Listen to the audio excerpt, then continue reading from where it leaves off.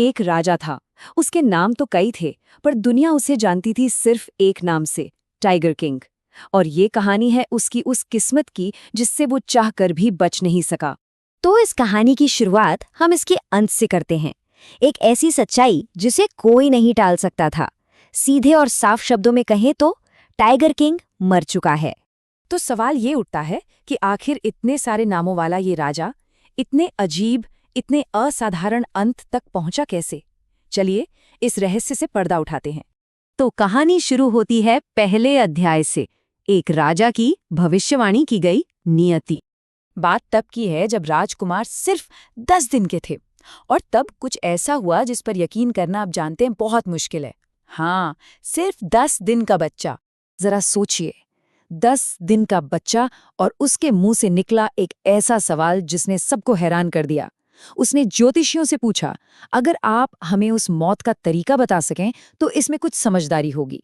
ज्योतिषी की भविष्यवाणी भी बड़ी अजीब थी। उन्होंने बताया कि क्योंकि राजकुमार का जन्म वृषभ लग्न में हुआ था और ज्योतिष के हिसाब से वृषभ और बाघ एक दूसरे के कट्टर दुश्मन होते हैं, मतलब साफ था मौत एक बाघ से ही आएगी। अब ये सुनकर तो किसी की भी रूह कांप जाए, लेकिन वो नन्हा राजकुमार वो नहीं कांपा।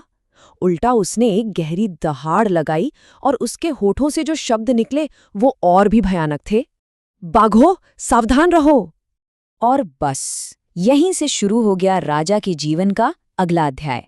एक मिशन, 100 बाघों को मारने का, अपनी किस्मत को झुठलाने की एक जिद।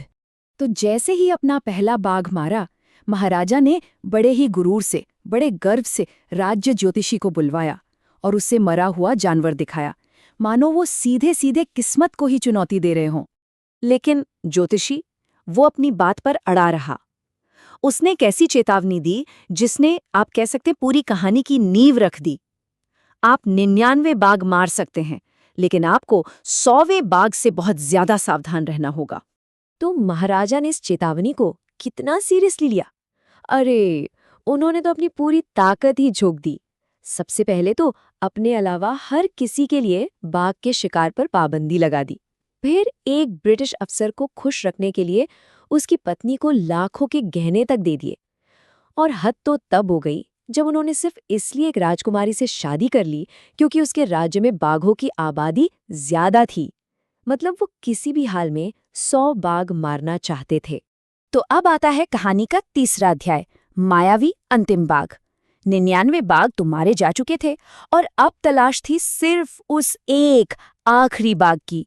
गिनती 99 पर पहुंच चुकी थी और राजा की बेचैनी, उसका गुस्सा मानो आसमान छू रहा था।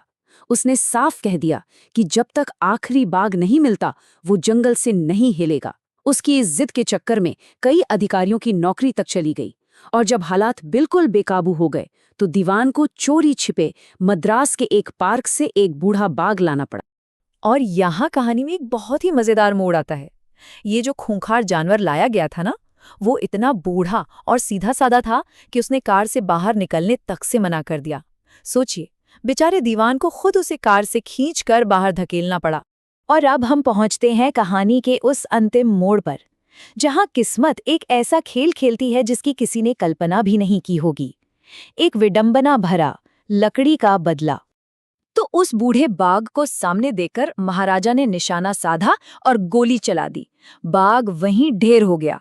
महाराजा को लगा बस आखिरकार उन्होंने अपनी किस्मत को हरा ही दिया। लेकिन क्या वो सच में मर गया था? नहीं, सच्चाई तो कुछ और ही थी। गोली निशाने से चूक गई थी। वो बाघ तो बस गोली की तेज आवाज के सदमे से बेहोश हो गया था। लेकिन राजा के डर के मारे शिकारियों ने ये सच छुपा लिया और खुद ही उस बाघ को मार डाला। अपनी झूठी जीत के नशे में चूर महाराजा ने अपने बेटे के जन्मदिन के लिए एक लकड़ी का बाघ खरीदा। अब देखिए, उसकी असली कीमत तो कुछ आनी ही थी, लेकिन दुकानदार ने चापलूसी करते हुए क्या कहा, महाराज ये तो 300 रुपए का सौदा है। और वही सस्ता खिलौना, उसकी लकड़ी बहुत खुरदरी थी। खेलते खेलते एक छोटी सी फांस महाराजा के दाहिने हाथ में चुभ गई। बस एक छोटी सी फांस, पर इन्फेक्शन इतना फैला कि 3 सर्जनों को ऑपरेशन करना पड़ा। और ऑपरेशन के बाद उन्होंने जो कहा वो इस कहानी का सबसे बड़ा, सबसे कड़वा व्यंग्य था। ऑपरेशन सफल रहा। महाराजा मर चुके हैं। देखा, 100वें बाघ ने अपना बदला ले ही लिया, भले ही वो लकड़ी का ही क्यों ना हो। तो आखिर इस अजीब और दुखद कहानी का असली मतलब क्या है? ये असल में सत्ता के गुरूर पर, उसके घमंड पर एक बहुत गहरा व्यंग्य है। साहित्य में एक तकनीक होती है जिसे ड्रामेटिक आयरनी कहते हैं। इसका मतलब है जब पढ़ने या देखने वालों को वो सच पता होता है जो कहानी के किरदारों को नहीं पता। जैसे हमें पता था कि असली 100वां बाघ तो बच गया था, और यही बात राजा के अंत को और भी ज्यादा विडंबनापूर्ण बना देती है। तो ये कहानी हमें आखिर सिखाती क्या है? पहली बात, ये सत्ता में बैठे लोगों के अहंकार पर एक तीखा कटाक्ष है।